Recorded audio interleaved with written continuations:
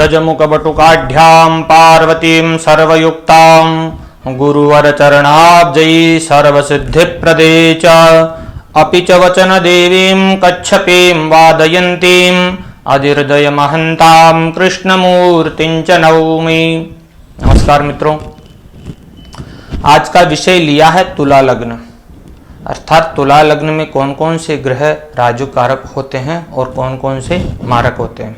इसको अपन यूं भी समझ सकते हैं कि तुला लग्न में वे कौन कौन से ग्रह हैं जो अपना उत्कृष्ट फल प्रदान करते हैं और वे कौन कौन से ग्रह जो अपना निकृष्टतम फल प्रदान करते हैं जातकों को। तो आइए इसी विषय को लेकर के हम महर्षि पाराशर जी के रचित बृहत्होरा शास्त्र में प्रवेश करते हैं। महर्षि पाराशर जी कहते हैं, जीवार्क भूसुता पापा शनैश्चर बुधौ शुभौ भवेतां राजयोगस्य कारकौ चंद्रचंद्रजौ कुजो निहंता जीवाध्याः परे मारकलक्षणाः निहंतारः फलान्येवं काव्यो न तो तुला भुवः। नमस्कार। यह सूत्र कहता है कि जीवार्क भूसुताः पापा, यानी कि जीव अर्थात गुरु, सूर्य और भूमि पुत्र मंगल, यह तीनों तो पापी हो जाते हैं तुला लग्न में। और फिर कहते हैं शनैश्चर बुधौ शुभौ, शनि और बुध ये दोनों ग्रह शुभ हो जाते हैं। फिर आगे कहते हैं भवेताम राजयोगस्य, राजयोग का निर्माण कौन कौन करता है? कारकौ चंद्र चंद्रजौ, चंद्रमा और चंद्रजौ, चंद्रमा का पुत्र अर्थात बुध। बुध को पौराणिक मान्यताओं में चंद्रमा का पुत्र कहा है, क्योंकि इसके ऊपर भी रोचक कथा है। बृहस्पति की पत्नी तारा पर चंद्रमा बृहस्पति की पत्नी तारा का अपहरण कर लेते हैं और उनसे जो पुत्र उत्पन्न होता है वह बुध होते हैं। इस कारण बुध चंद्रमा के पुत्र है। यह कथा तो बड़ी विस्तृत है, पर सूक्ष्मता से इतनी सी ही। तो चंद्र चंद्रजौ कुजो निहंता जीवाद्य, यानी कि जो मंगल है ये मार्केश तो बनता है यहाँ पर ये मारक फल नहीं देता है। ये जो जीवाद्य जीव आदि जो ग्रह है ये मारक होते। परे मारक लक्षणाः निहंतारः फलान्येवं काव्यो न तुला भवः। और ये जो शुक्र है इसको भी कम फलदायक बताया गया है। क्यों? इसका भी कारण है। कहीं कहीं पर तो शुक्र का वर्णन तक नहीं मिलता है पाठांतरों में तुला लग्न के लिए। तो आइए अब हम इस पर विस्तृत चर्चा करते हैं कि यह ग्रह क्यों ऐसा फल प्रदान करते हैं तुला लग्न में। लग्नेश यहां पर शुक्र होते हैं, तुला उनकी राशि है, और अष्टमेश भी वही बनते हैं। अष्टमेश अगर लग्नेश हो तो क्या उनको शुभ फल प्रदान करेंगे? यहां पर महर्षि पाराशर जी पहले ही कह देते हैं कि जो लग्नेश अगर अष्टमेश हो जाता है तो वह शुभता आ जाती है उसके अंदर लग्नेश होने के कारण। लेकिन यहाँ पर शुभ ग्रह शुक्र है, तो यहाँ पर वर्णन ही नहीं करते हैं कि शुक्र कैसा फल देंगे शास्त्रकार ज्यादातर। क्यों?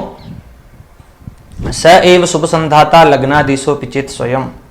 यह सूत्र कहता है कि अगर लग्नेश स्वयं अष्टमेश हो तो शुभ फलदायक होता है।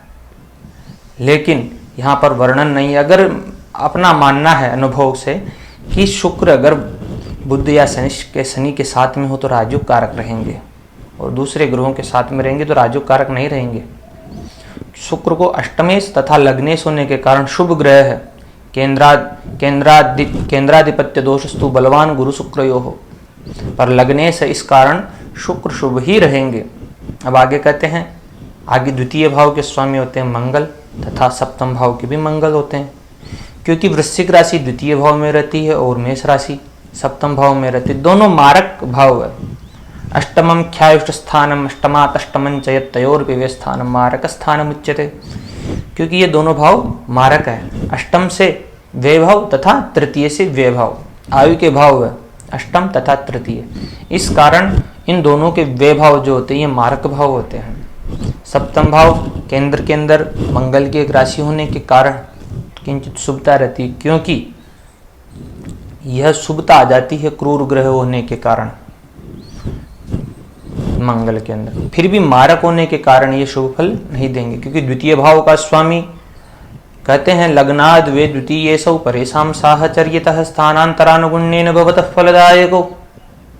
अर्थात कि ये जो द्वितीय है यह इनकी दूसरी राशि कहां पर जाती है इसके अनुसार फल देंगे, क्योंकि सूर्य और चंद्रमा अगर द्वितीय भाव के स्वामी बनते हैं तो साहचर्यता के अनुसार फल देते हैं, और यहाँ पर मंगल की द्वितीय राशि है तो वो द्वितीय राशि कहां पर जा रही है, सप्तम भाव। सप्तम भाव केंद्र में आते हैं, केंद्र में पापी ग्रह अगर होते हैं तो शुभ फल देते हैं। क्रूराश्चेद शुभं खेते प्रबलाश्चोत्तरोत्तरम, यानी क्रूर ग्रह अगर केंद्र के स्वामी होते शुभता आ जाती है इनमें, लेकिन यह मारक भाव भी है, इसलिए मंगल को पापी बताया गया है यहाँ पर। तृतीय भाव के स्वामी गुरु धनु राशि, और इनकी एक राशि षष्ठ भाव में भी रहती है मीन राशि। तो पतयः त्रिषडायानाम यदि फल प्रदा, त्रिषडाय पति हो जाते हैं यहाँ पर गुरु, तो ये जीव तो परम घातक होते हैं तुला लग्न के लिए। परम घातक अर्थात ये राजोकारक बिल्कुल भी नहीं रहते हैं। पतयः त्रिषडायानाम, ये त्रिषडाय पति बन जाते हैं। उसके बाद में देखें तो चतुर्थ भाव के स्वामी शनि रहते हैं तथा पंचम भाव के स्वामी भी शनि ही रहते हैं। तो इस स्थिति के अंदर शनि राजयोग कारक हो जाते हैं। क्यों? सर्वे त्रिकोण नेतारो, सभी त्रिकोण के स्वामी, सर्वे त्रिकोण पतया संबंधेन, सभी त्रिकोण के स्वामी शुभ फल प्रद रहते हैं। महर्षि पाराशर जी कहते हैं सभी त्रिकोण के स्वामी शुभ फल प्रद रहते हैं। त्रिकोण आता है पंचम भाव, और केंद्र के अंदर इनकी एक राशि चली जाती है। केंद्र और त्रिकोण के दोनों के स्वामी शनि हो जाते हैं यहाँ पर, इस कारण यह राजयोग कारक हो जाते हैं शनि। फिर उसके बाद में चले अपन षष्ठ के वापस गुरु, सप्तम के मंगल, अष्टम के वापस शुक्र, भाग्य भाव के स्वामी होते हैं यहाँ पर बुध। इनकी एक राशि मिथुन राशि नवम में रहती है, और एक कन्या राशि जो द्वादश भाव में रहती है। दोनों भाव की त्रुटि के कारण वीडियो बीच में रुक गया। आगे बढ़ते हैं तो बुध यहाँ पर नवमेश तथा द्वादश भाव के स्वामी होते हैं। द्वादश भाव के लिए कहते ही है लग्नाद वे द्वितीय सौ परेशान साहचर्यतः स्थानांतरानुगुण्येन भवतः फलदायको। अर्थात कि द्वादश भाव के स्वामी भी बुध है, तो द्वादश भाव के स्वामी अगर सूर्य और चंद्रमा बनते हैं तो साहचर्यता के अनुरूप फल, और अगर दूसरे ग्रह बनते हैं तो उनकी द्वितीय राशि कहाँ पर जाती है तो उनके अनुसार फल। तो यहाँ पर यह बुध इनकी एक राशि नवम भाव में है। तो सर्वे त्रिकोण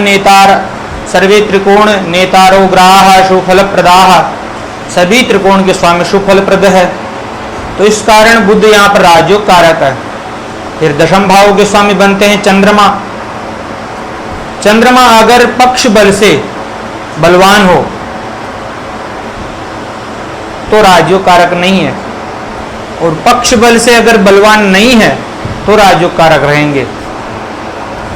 क्रूर ग्रह तभी बनेंगे जब सूर्य के आसपास में हो, और सूर्य बुध और चंद्रमा की युति हो तो राजयोग कारक रहेंगे तुला लग्न में।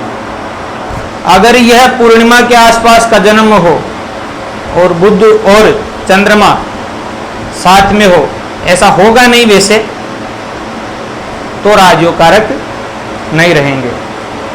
क्यों नहीं होगा? क्योंकि बुध तो सूर्य के आसपास में ही चलते हैं, तो चंद्रमा को बुध के आसपास में आने के लिए पूर्णतः अमावस्या के आसपास ही जन्म होना पड़ेगा बुध के साथ में तुला लग्न में युति करने के लिए। इसलिए चंद्र जो राजयोग कारक ही रहेंगे तुला लग्न में बुध और चंद्रमा की युति, अपन यह पूर्णतया कह सकते हैं। लाभ भाव के स्वामी सूर्य बन जाते हैं। यह लाभ भाव त्रिषडाय में आते हैं। पतयः त्रिषडायानाम यदि पाप फल प्रदाह, त्रिषडाय पति पाप फल प्रद रहते हैं, इस कारण सूर्य पापी हो जाते हैं तुला लग्न में। धन्यवाद मित्रों, यह तुला लग्न का छोटा सा एक प्रस्तुति थी, और अगर हमारा वीडियो अगर आपको अच्छा लगे तो हमारे YouTube चैनल को सब्सक्राइब अवश्य करें।